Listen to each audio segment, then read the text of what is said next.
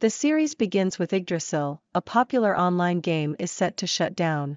However, Momonga, guild leader of Ains Ulgaun, decides to stay and not log out while his friend Hiro has to log out and bids farewell to him.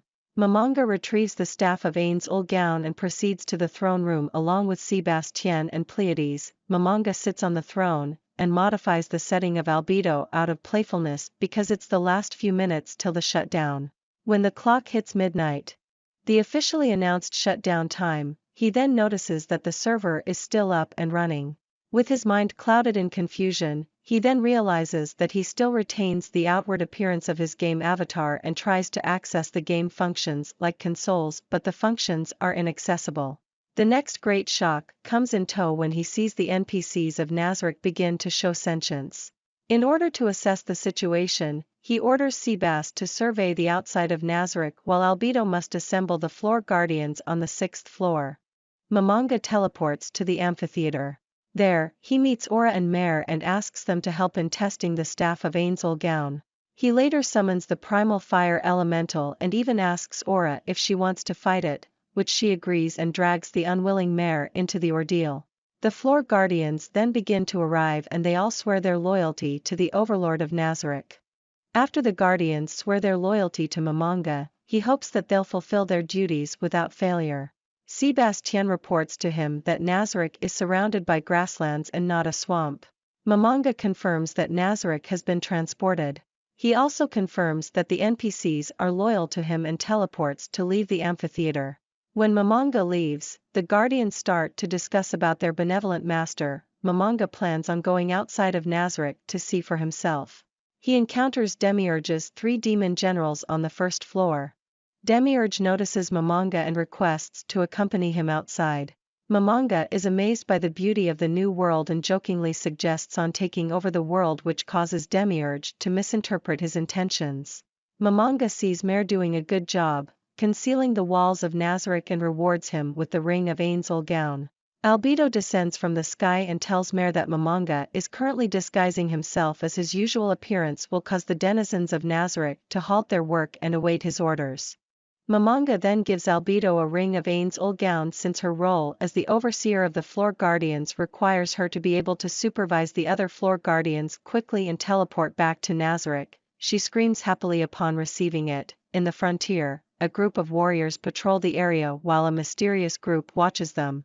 The mysterious figure orders his men to attack the next village and guide the beasts to their cage. In the frontier, Gazef Stronov and his warrior troops encounter a ransacked village. He tells his vice-captain to send the survivors to Irantal, but the vice-captain warns him that the attack on the villages was a trap to lure them out. Gazef disregards his warning and continues to pursue the Imperial Knights. In Nazarick, Momonga, using the mirror of remote viewing, discovers a village being attacked by knights.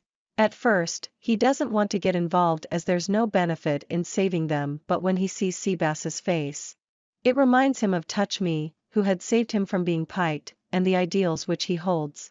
That makes him decide to save the village as a way to repay his debt to Touch Me. Momonga teleports himself to the outskirts of the village, saving Enri Amat and Nemu Amat from the knights. He then summons a Death Knight which slaughters the soldiers on sight. Albedo soon joins him, in full armor.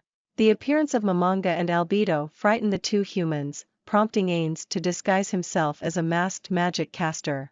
Before departing to take care of the remaining soldiers, he introduces himself as Ains Ulgaun. After Ains saves the village, he gains information about the new world from the village chief. He decides to withdraw, but Gazef's troops arrive at the village. Ains Ulgaun introduces himself as the one that saved the village. Gazef thanks him for saving the village. However, an unknown group have surrounded Karn village. The Sunlight Scripture, led by Nigan Grid Lewin, prepares to attack Karn village and kill Gazef Stronov. When Karn village is surrounded, Gazef requests Ains Ulgaun to protect the village once more, knowing that it is a selfish request. However, Ains agrees due to his respect for him and hands him a souvenir sculpture as a gift, which confuses Gazef. Gazef and his troops valiantly attempt to save the villagers from the fighting. Gazef uses his martial arts against the angels, but he becomes overwhelmed by their magic, resulting in all his troops dead or unable to fight. Nigan tells Gazef that he should abandon the villagers and save his own life. Instead, Gazef taunts Nigan by telling him that someone in the village is stronger than he is. Nigan thinks he's bluffing and orders his angels to finish Gazef off. However, just before he is killed, he is suddenly teleported along with his men to the village storage house. Gazef notices that the sculpture has vanished from his hand, now realizing that he was saved by none other than Ains. Ains confronts the Sunlight Scripture and requests them to surrender or face the consequences. Ains uses negative burst on the Archangel Flame and uses Hell Flame on the Principality Observation. Nigan becomes desperate and uses the Sealing Crystal, which summons the Dominion Authority. Ains feels utterly disappointed at even his strongest angel, showing it in his expression. Nigan thinks Ains is joking and orders the Dominion Authority to attack, but it does the slightest damage to him. Albedo gets mad and curses this lower life form of hurting her beloved. Ains calms Albedo down and uses Black Hole on the Dominion Authority. Nigan begins to beg for his life, but he is turned down by Ains and Albedo. The remaining members face the consequences of their foolishness. Ains easily defeats the Sunlight Scripture and returns to Nazarick. He announces and orders his NPCs to spread his name to the New World while his servants misinterpret his declaration and prepare for their own plan on taking over their world. Albedo reports to Ains about the current situation in Nazarick. After that, Shaltir Bloodfallen came and told Ains that she is leaving with Sebastian for her mission. Ains Ulgaun and Narbril Gamma infiltrate the fortress city of Irantal and to learn more about this new world. They cause a trouble at the inn and compensate a potion to Brita. Mom and discuss his plans with Nabe on becoming famous adventurer in this city and have to find a job. Brita visits the Barrier's workshop and found out it's a rare potion. Lizzie Barrier suggests to his grandson to search for this adventurer and find out who make this rare potion from. In the Adventurers Guild, Mammon and Nabe attempt to find a job, but the Swords of Darkness interrupted and offered Mammon and Nabe a job for them. They discuss about the detail of their job. After the discussion, they meet Nfiria Berar, who request Mammon to be his escort to Karn village. Nfiria discuss about the request, but Mammon suggests to Nfiria to take the Swords of Darkness as well, which Nfiria agreed that they will come along as well for the journey. Meanwhile, at the Irantal Communal Cemetery, Clementine visits Cagiat Dale Bedantal and shows the Crown of Wisdom to him. She tells Cagiat that she will help him on his ritual, which Cagiat accept her offered. In the journey, Mammon, Nabe, Nfiria and the Swords of Darkness travel to Karn village. The party is attacked by a large group of goblin and ogre. A battle plan is made quickly while the Swords of Darkness pick off the goblins. Ains and Nabe would eliminate the ogres. As the fight proceeds, the adventurer group quickly realize that their companions are no ordinary adventurers. After that, the party set up camp to take a break for their journey. They talked about the Swords of Darkness group's origin and symbol. Mammon starts to talk about his guildmates, then Ninya says something sensitive to Mammon which causes him to get emotional. After Mammon and Nabe left, Swords of Darkness conclude that Mammon's comrade are probably gone.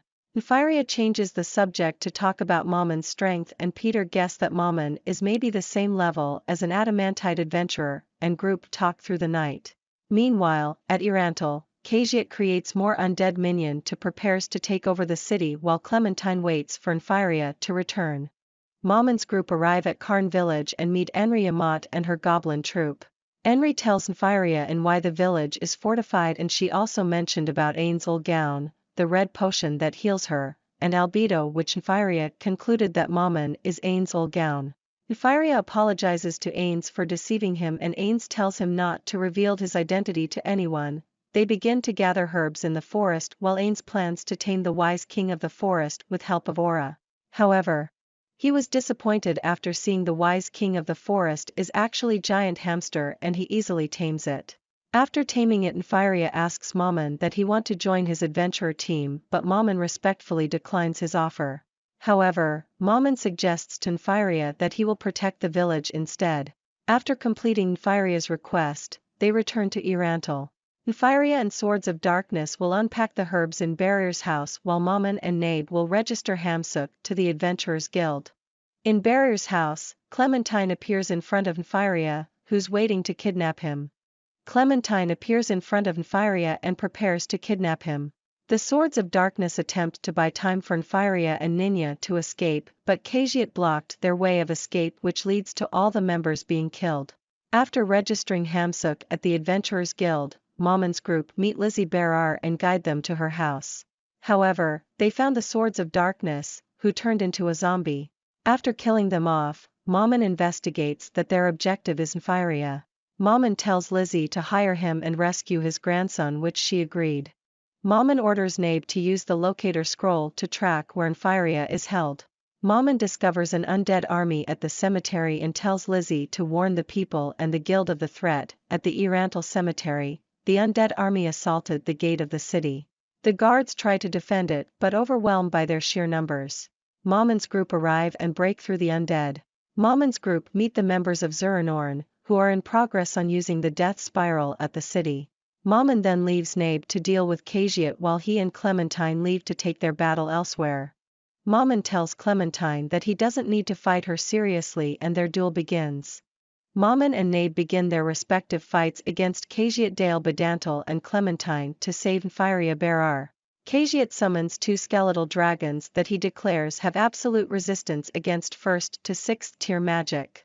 Nabe hears his master's command to use the power of Nazarick and she will be no longer fight as Nabe but as Narbral Gamma. She easily obliterates both the dragons and Kajiat with a 7th tier spell. Momon continues to give Clementine a handicap and clashes with her repeatedly. Furious at how Momon repeatedly mocks her as a weak warrior, Clementine charges Momon with a full force attack and stabs him in both eyes with elemental strikes. Momon grabs her with a one-armed bear hug.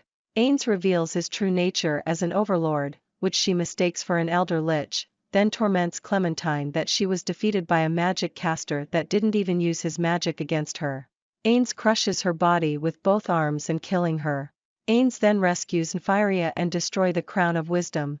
Momon then returns victorious with Nabe, Hamsuk, and Nfiria for resolving the cemetery incident in Irantal. At the inn, Ains is disappointed with his new promotion with Nabe. He thought they'll at least be promoted to Orichalcum rank. Ains contacts Albedo, who alerts him that Shaltir Bloodfallen has rebelled against Nazarick. In Irantal, a young mistress complains about her food, causing a scene at the inn she and her butler are staying. The young lady is actually Solution Epsilon, who alongside Sebastian are posing as members of a noble family from the Baharuth Empire. Zack, a human the two hired, sells them out to a mercenary group who plan to ambush them outside the city. During a carriage ride to Riestai's, the two are joined by Shaltir Bloodfallen and her 2 vampire brides. The group have a brief discussion on their creators and Ains. Until they are disturbed by a commotion outside, Death-Spreading Brigade has surrounded them and are excited at seeing Shaltir. However, their excitement becomes horror after Shaltir and her vampires begin slaughtering the bandits. Solution catches Zack, who she consumes into her body. Shaltir and her minions later take their leave from the group to track the bandits and their lair. At the bandits' base, Shaltir meets Brain Unglaus, who challenges her. However, for all his skill and ability he is unable to land a hit. Shaltir's comments of his martial arts drive a point into Brain's ego, causing him to flee. Seeing that playtime is over, Shaltir reverts to her true vampire form and continued her massacre of the bandits. She senses someone outside the base and it turns out to be a group of adventurers. Shaltir slays all save Brita, who is saved from certain death by her use of a potion, given to her by Momon. Shaltir uses mind control on Brita to find out where she obtained such a potion. Upon learning of the information extracted from Brita, she grows confused at the human's explanation and decides to spare the woman as it may be part of Ain's plan. Additionally, she is shocked to learn that an adventurer was sent back to Irantal. Furious at her neglect, Shaltir flies overhead and summons several vampire wolves to track the adventurer. The group of wolves begin moving through the forest until they were all immediately killed. To her surprise, this prompts her to investigate the cause, where she finds a new group laying in wait.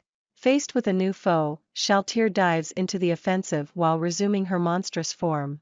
Conjuring Spit Lance, she attempts to attack, but is parried by the leader of the group. Just as she is blocked, the leader orders an old lady in their group to activate her dress.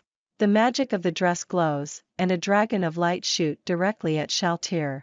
The floor guardian sends her mind to be slowly taken over. Before her mind is taken, she manages to throw an attack that kills the wielder as well as her bodyguard. In the throne room of the Great Tomb of Nazarick, Ain's Olgaun is using scrying magic to view Shaltir blood fallen. He is irritated that he must resort to using a divine class item to resolve this matter. He receives a message from Narbro Gamma reporting he has been summoned by the Irantal Adventurers Guild, who have become aware of Shaltir. Back at Irantal, Ain's now donning his Mammon disguise attends a meeting headed by the guild master, Pluton Einzak. At the meeting are 3 other Mithril-ranked adventurer teams, Rainbow, Sky Wolf and Kraugra, that have been summoned to deal with the vampire. Ain's, wishing to minimize the damage caused by Shaltir's appearance, concocts a story that he is familiar with the vampire, who he calls Honio Pinocchio, and has been hunting it. In addition, he shows that he possesses a sealing crystal containing a 7th tier level spell which he intends to use.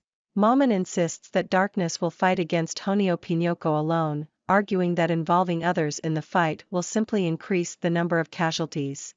Nearly all in the room acquiesce to his terms save Igvarj of Kraugra, who demands his group accompany Mammon in the fight against the vampire, which the latter accepts.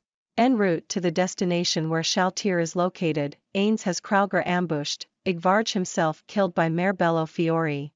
Albedo and Ain's then walk towards Shaltir, to which Ain's reveals his magic ring, Shooting Star. He hopes that the wish-granting magic of the ring will undo the spell on Shaltir. To his surprise, the magic fails.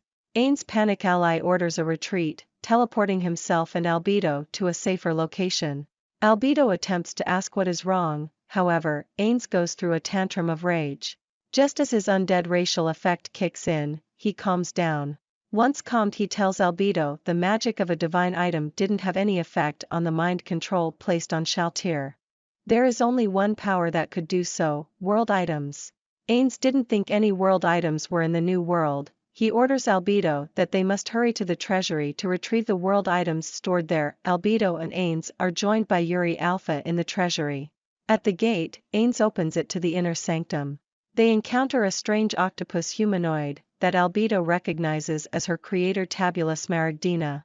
However, she quickly corrects herself, stating he is an imposter, causing Yuri to prepare for battle. Ain's orders them to stand down, as the imposter is really a doppelganger named Pandora's Actor, the area guardian of the treasury. The area guardian dramatically introduces himself and offers his services, to which he deduces that they have come for the world items. Embarrassed by the area guardian's actions, Ain's pulls his creation aside and tries to impress him to act seriously without antics. After that, he orders Albedo to give her ring of Ain's Olgaun to Pandora's Actor and follow him to the mausoleum. Inside the mausoleum, Ain's shows Albedo the Avatara, golem statues made into the likeness of each of the supreme beings. Ain's created it as a memorial to his comrades and to safely store away their gear. He tells Albedo once day a statue of him will be here. Albedo takes it that Ain's means to leave them and begs him to stay with Nazarick forever. Ain's cannot promise her that and tells her that should he be gone, leading Nazarick and the other floor guardians WLL fall to her. He tells her his intent to face Shaltir alone, despite her protests, stating it is his responsibility and he does not wish for his children to kill one another. Albedo, seeing his determination, demands that he promise her one thing: to come back. Upon arriving at the site, Ain's Olgaun commands Orabella Fiora and Mare Bello Fiori to separate from him. Since they are now equipped with the world items, depiction of nature and society and avarice and generosity, he orders them to scout the area for any interlopers. Demiurge has returned to the Great Tomb of Nazarick, where he meets with Cocytus and Albedo. He asks what is going and learns that Ain's intends to face Shaltir Bloodfallen alone. Despite Albedo's confidence that Ain's will be victorious, Demiurge is afraid of the possibility that his master may be killed. He criticizes Albedo's acceptance of Ain's decision, noting how she was most critical when their master went to Irantal to become an adventurer. Demiurge attempts to leave to assist his master but is stopped by Cocytus, who was given orders from Ain's to prevent any interference. Demiurge relents, however. Should Ain's fall, he demands that Albedo step down as overseer guardian, to which Albedo accepts, continuing to believe Ain's will return. Ain's approaches where Shaltir is still in her standby mode. Seeing it as a good time as any, Ain's prepares for battle, buffing his stats with magic-enhancing spells and arms himself with quick-change items. Lastly, he prepares to cast the super-tier magic, Fallen Down. When the spell is completed, it causes massive damage, resulting in a gigantic crater where the floor guardian stood. Shaltir, who had been calmly standing in a stationary position, is not only armed with Spjut Lance but also donning her Valkyrie armor. Despite looking relatively unharmed, Shaltir laughs and admits that the attack did some damage to her and she prepares to attack her master. The two exchange barbs and attacks at each other. Shaltir gains the upper hand, but Ains manages to counter her using his experience and deception. Shaltir then summons her Einherjar, a physical double. Ains manages to counter the two attacks and defeat the double, though he sustains attacks from Shaltir, with Spjut Lance draining his mana. Eventually, Ains uses Widen Magic, Cry of the Banshee. The area turns bright and as the light fades, the surrounding area having turned into sand. The attack leaves Shaltir unscathed. Ains now low on mana, Shaltir prepares to finish him off. She asks if he has any last words. Rather than admit defeat, Ains declares that she was sloppy and that everything is going according to his plan. Ains Olgown calmly states that he instead should be thanking Shaltir Bloodfallen for her overconfidence. Shaltir believes Ains is bluffing but is now wondering what Ains has yet to retreat. Ains explains the tactics of PvP and the use of misinformation. Shaltir realizes that she was led to believe that Ains didn't know about her abilities from the start. In fact, Ains was lying, making Shaltir think everything is going according to her master's plan. Scared at the possibility that she walked into a trap, she retaliates. Intending to pierce Ains with Spjut Lance, Ains is suddenly garbed in silver armor. The floor guardians watching from Nazarick realize that the armor is Touchme's personal armor. Demiurge deduces that Ains used Perfect Warrior to wear the armor without penalty. Shaltir cries in pain as she is slashed across the chest. She sees that her opponent now wields a katana, which she recognizes as Takamikazuchi 8 Malawian Kwachas, another weapon of the Supreme Beings. Ains declares that he possesses the strength of all 41 Supreme Beings. Ains follows up with another attack but is blocked by Shaltir. He dismisses his weapon, making the vampire believe Ains is wide open. However, her attack is rebuffed by the appearance of two daggers, Amaterasu Tsukuyumi. Ains continues his attacks using one divine weapon after another. Frustrated, Shaltir manages to pierce Ains with her Spjut Lance and declares that her weapon will drain Ains' HP. However, as she pulls back, she hears a familiar voice from Ains' watch. The latter declares that battle to be over. Shaltir, angry at Ains' overconfidence, launches an onslaught of attacks. Ains begins activating his super tier magic with Shaltir in the center. Just as he is about to activate a cache item to quicken the spell, Shaltir rushes forward and nearly lands a killing blow on Ains. However, she is suddenly distracted by a skill. Before she could determine who activated the skill, Ains completes his spell and Shaltir is engulfed in oblivion. Before she fades, Shaltir admits to her master as the victor. Elsewhere, Mare Bello Fiore asks if his sister, Ora Bella Fiora of Shaltir. Ains returns to Nazarick where he is about to prepare to resurrect the fallen floor guardian. The remaining floor guardians worry that Shaltir may still be under the influence of the mind control even after her resurrection, prepare to subdue her. Shaltir is successfully brought back to life, however, is unable to recall any memories of the last 5 days. Shaltir realizes that her breast pads are missing and her reaction irritates her colleagues on her priorities. As Ains watches his children, he feels the nostalgia of the time with his comrades. Rather than punish her, Ains takes responsibility for the events that transpired. Now that there is a confirmed existence in the world that can threaten Nazarick, Ains declares that the need to strengthen their power is more imperative than ever. Albedo is eager to please, reports that Nazarick has recently discovered the Great Lake where the lizard men dwell. Months after Ains Olgown defeated Shaltir, the Adventurers Guild had promoted Darkness as Adamantite rank adventurers.